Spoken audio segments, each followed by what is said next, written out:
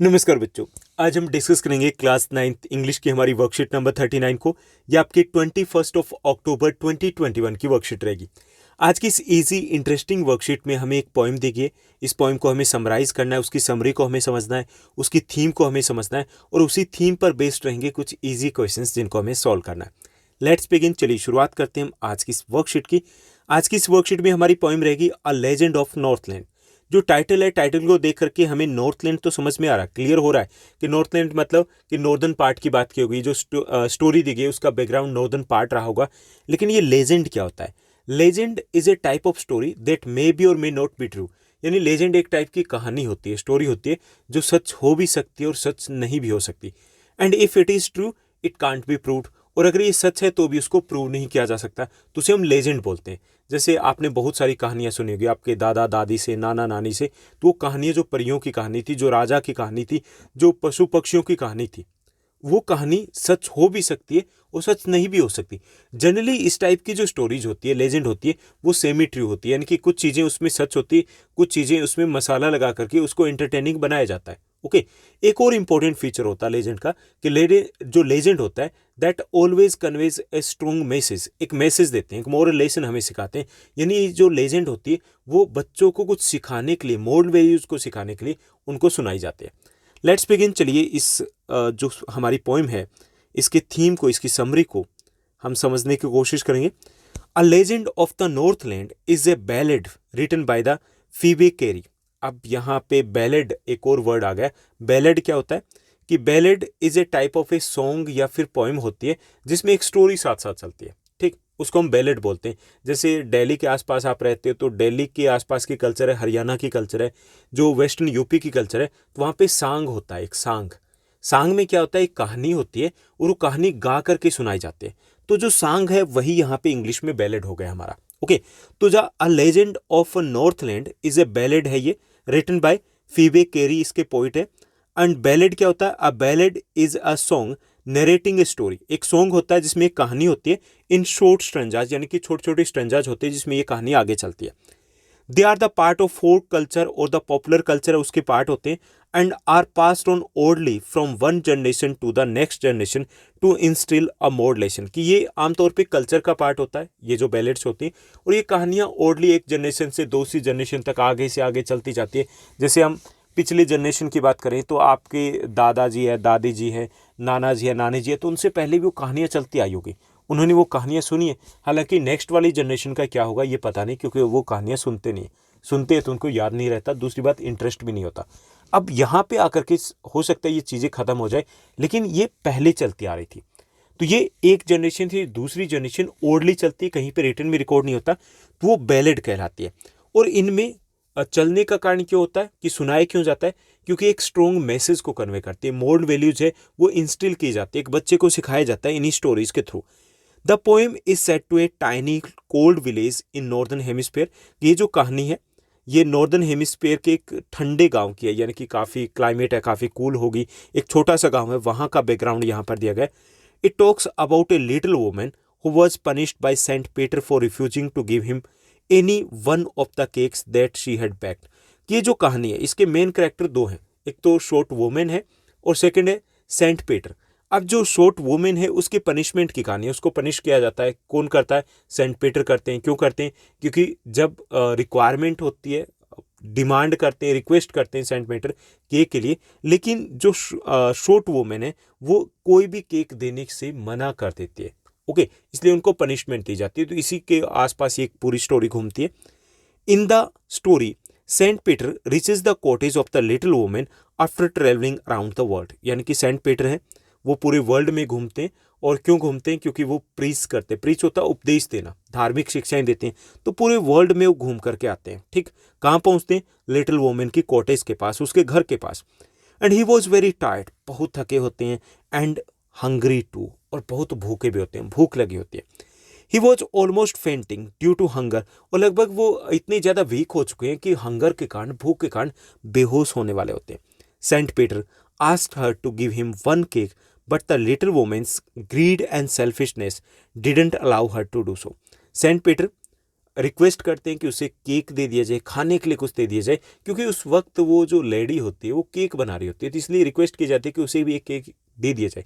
लेकिन जो लेडी है that was a quite greedy, कह सकते हैं लालची है, सेल्फिश है। तो वो अपने लालच के कारण कि इसको मैं क्यों दूं, मतलब अपना केक क्यों दूं फ्री ऑफ कॉस्ट, तो इसलिए वो देती नहीं है। वो क्या कहती है कि मैं और बना देती हूँ। So while baking the smallest and the thinnest of the cakes she felt that the cake was too big to give away for free. हालांकि वो उसके लिए एक छोटा सा बहुत पतला सा केक बनाती है, लेकिन फिर भी बिकॉज सी वॉज ग्रीडी, लालची थी, उसे लगता है कि ये भी फ्री में क्यों दूं। The behaviour of the women provokes Saint Peter who curses her. और उसके बिहेवियर को देख करके सेंट पीटर जो कि काफ़ी हंग्री होते हैं, उनको गुस्सा आ जाता है और कर्स, कर्स समझते हो ना, श्राप दे देते हैं उसे। And changes her into the woodpecker, और उसे वुड पेकर में चेंज कर देते हैं। Saint Peter's teaches a lesson to all the human that we must not be miserly और स्टिंगी। इसमें माइजरली होता है, माइजली का मतलब होता है कंजूस, मक्खी चूस, और ऐसे स्टिंगी का मतलब होता है कि यहाँ पे एक लेसन सिखाते हैं सेंट पीटर कि हमें इतना भी ज़्यादा कंजूस नहीं होना चाहिए। Thus the legend teaches us to be not to be greedy and that we should possess the qualities of kindness and the empathy. कि ये जो लेजेंड हमें सिखाती है कि हमें ग्रीडी नहीं होना चाहिए, लालची नहीं होना चाहिए, क्योंकि जो ग्रीड है लास्ट में उसे पनिशमेंट मिलती है, चाहे वो रियल लाइफ में कहीं पर भी हो। दूसरा, हमें काइंड हार्टेड होना चाहिए, हमें सिंपैथेटिक होना चाहिए। We must help the needy if we are capable of doing so. अगर हम कर सकते हैं किसी की हेल्प तो हमें करनी चाहिए, क्योंकि जब भी हम किसी की हेल्प करते हैं तो हमारे पास वापस ज़रूर आएगा, रिटर्न होकर के आएगा, डबल ट्रिपल होकर के आएगा। लेकिन अगर हम अपने ईगो में रहते हैं तो हम एक दिन उसी ईगो में अकेले रह जाएंगे और बहुत कुछ है जो हम खो देंगे, अपने खो देंगे, अच्छे लोग खो देंगे, जो एक सेटिस्फैक्शन है वो खो देंगे। तो ये जो पोएम है इसी टाइप का कुछ मैसेज कन्वे करती है। Now let's move to the second segment, और यहाँ पर हम डिस्कस करेंगे इसी पर बेस्ड कुछ इजी क्वेश्चंस को। फर्स्ट हमारा क्वेश्चन दिया गया, द पोएम इज अबाउट। ये पोएम किसके बारे में? फर्स्ट है आपका to be selfish not help the needy. ये पोएम ये दी गई है कि हमें सेल्फिश होना चाहिए, किसी की हेल्प नहीं करनी चाहिए, ऐसा तो नहीं है। सेकंड है ग्रीड्स इफेक्ट ऑन पीपल। ये पोएम हमें बताती है कि ग्रीड का, लालच का लोगों के ऊपर क्या असर हो सकता है। ओके, ऐसा तो कुछ कहा गया है। सी है डिफिकल्टीज ऑफ नॉर्दर्न रीजन। ये तो ऐसा कुछ भी नहीं कहा गया है। एंड मेकिंग टाइनी केक्स, छोटे छोटे केक्स बना के एक बात कर रहा है, तो ऐसा भी कुछ नहीं है। तो यहाँ पे आपका करेक्ट आंसर बी हो जाएगा। ओके, फर्स्ट का आपका आंसर बी रहेगा। सेकंड आपका क्वेश्चन है, Saint Peter ask the lady for help because. Saint Peter है, लेडी से हेल्प के लिए कहते हैं, रिक्वेस्ट करते हैं, क्यों? First, he was hungry, great, सही है, ये करेक्ट है। सेकंड, ही वॉज ग्रीडी, ऐसा तो नहीं था। ही वॉज सैड, अपसेट, ऐसा भी नहीं था। ही वॉज प्रीचिंग, वो उपदेश दे रहा था, हालांकि दे रहे थे लेकिन वो हेल्प के लिए नहीं कहते कि मुझे उपदेश में या प्रीचिंग में हेल्प कीजिए, तो ऐसा कुछ भी रीजन नहीं था। तो इसमें आपका करेक्ट आंसर जो रहेगा वो ए रहेगा, बिकॉज ही वॉज हंग्री, क्योंकि वो भूखे थे इसलिए वो केक के लिए रिक्वेस्ट करते हैं। उसके बाद थर्ड आपका क्वेश्चन दिया गया। थर्ड क्वेश्चन है, Saint Peter had reach the Northland because. Saint Peter Northland पहुंचते हैं, क्यों पहुंचते हैं? ही वॉज ट्रेवलर, वो एक ट्रेवलर होते हैं। ही वॉज ए प्रीचर, वो एक उपदेशक होते हैं। ही वॉन्टेड केक्स, वो केक्स चाहते थे। And he had no home, उनके पास कोई घर नहीं होता। तो नॉर्थलैंड क्यों पहुंचते हैं? तो यहाँ पे दोनों ही यहाँ पे रीजन होने थे। He was a traveller and he was a preacher. वो ट्रेवलर थे, घूमते रहते थे एक जगह से दूसरी जगह। दूसरा, वो प्रीचर भी थे। घूमते क्यों थे? क्योंकि वो उपदेशक थे। अब देखिए, दोनों ही रीजन अगर होते तो ज़्यादा बेटर रहता है, क्योंकि इसके थीम में दोनों ही मेंशन किए गए, लेकिन हमें इनमें से कोई एक पिक करना है जो ज़्यादा इंपॉर्टेंट लगे। तो यहाँ पे हम ए के साथ जाएंगे, क्योंकि यही सब कुछ हमारी इस थीम में दिया गया कि ही वॉज ए ट्रेवलर, कि वो घूमते रहते थे और साथ ही साथ वो प्रीचर भी थे, उपदेश भी देते थे। ओके, मेन तो था ना कि वो घूमते थे और साथ ही साथ वो प्रीच करते थे। तो यहाँ पे ए आपका करेक्ट आंसर रहेगा। उसके बाद फोर्थ क्वेश्चन को देखिए। फोर्थ आपका क्वेश्चन दिया गया। फोर्थ क्वेश्चन है, choose the correct word which describe the women's character. इसमें से हमें करेक्ट वर्ड को चूज करना है जो उस वुमेन, शॉर्ट वुमेन के करेक्टर को डिस्क्राइब करता है। First, she was kind, kind तो थी नहीं, यहीं से हमें आगे रीड करने की जरूरत नहीं है। सेकेंड ऑप्शन दिया गया, एंग्री, सेल्फिश, हेल्पफुल, वो हेल्पफुल भी नहीं थी। ओके, ये भी ऑप्शन नहीं हो सकता।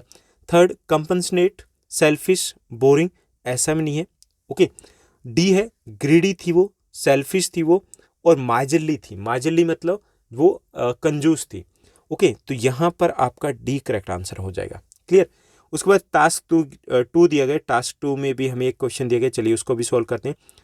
हमें टास्क टू में जो क्वेश्चन मिला है कि if the women knew that she was baking cake for saint Peter, अगर वो औरत जानती, वो लेडी जानती कि वो सेंट पीटर है, उनके लिए केक बना रही है, do you think she would have behave differently and why? क्या आपको लगता है कि फिर उसका बिहेवियर कुछ अलग होता? अगर उसे पता होता कि वो जो बंदा है वो सेंट पीटर है, तो क्या उसका बिहेवियर अलग होता? अगर होता तो क्यों होता, ये भी हमें बताना है। क्लियर। तो yes, the old lady would not have been so ungenerous if she had known who Saint Peter really was, कि अगर उस लेडी को पता होता कि सेंट पीटर एक्चुअली में है कौन, तो उतनी ज़्यादा रूड ना होती। ओके, इंस्टेड उसके बदले में she would have welcomed him in her house happily, कि उसकी बजाय she would have welcomed him in her house happily, कि वो खुशी से उनका वेलकम करती, and given him several large cakes to please him, और उन्हें बहुत सारे केक्स देती, बड़े बड़े केक्स देती उसको प्लीज करने के लिए, उनको प्लीज करने के लिए, खुश करने के लिए, एंड गेट हिज ब्लेसिंग, ताकि उनको उसकी ब्लेसिंग्स मिल जाए। ओके, तो ये हमारा सेकंड टास्क है, उसका आंसर रहेगा। तो ये थी हमारी आज की वर्कशीट। आई होप सब कुछ आपको अच्छे से समझ में आया होगा। अगर आपको ये वर्कशीट अच्छे लगे तो इस वर्कशीट को लाइक और शेयर जरूर कीजिएगा। आपका क्लास 9th सोशल साइंस के जितने भी चैप्टर्स हैं, टोटल जो चैप्टर्स है वो हमने हिंदी और इंग्लिश मीडियम में डिस्कस किए हुए। उन सभी चैप्टर्स के हमने मोस्ट इंपॉर्टेंट क्वेश्चंस डिस्कस किए हुए। मोस्ट इंपॉर्टेंट क्वेश्चंस में हमने इंक्लूड किए 1 मार्कर, 3 मार्कर, 5 मार्कर क्वेश्चन। ये सभी क्वेश्चंस अगर आप समझते हो, इन वीडियोज़ को देखते हो, तो इन अबाउट 2 डेज में आपकी कंप्लीट सोशल साइंस हो जाएगी। इंपॉर्टेंट एमसीक्यूज भी वहीं से निकल जाएंगे।